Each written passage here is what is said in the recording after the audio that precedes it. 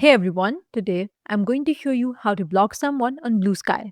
Stick around till the end to learn how to manage your interactions and keep your account safe. So let's get started. First, open the Bluesky app on your device and log into your account if you're not already logged in. Click on the search icon at the bottom of the screen and then you will land on screen like this. Here, tap on the search bar at the top of the app and then type in the name of the person you want to block. You can search by their username, and once you find the person, tap on their profile to open it. On their profile page, look for three vertical dots and then click on dots to open a list of actions you can take. From the list of options, click on block, and a confirmation will appear asking if you're sure you want to block this user. So confirm by tapping block again, and once you confirm, the user will be blocked and they will no longer be able to follow you, message you, or interact with your post. You will also be removed from the followers list.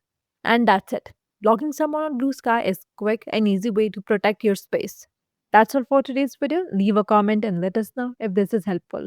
Thanks for watching.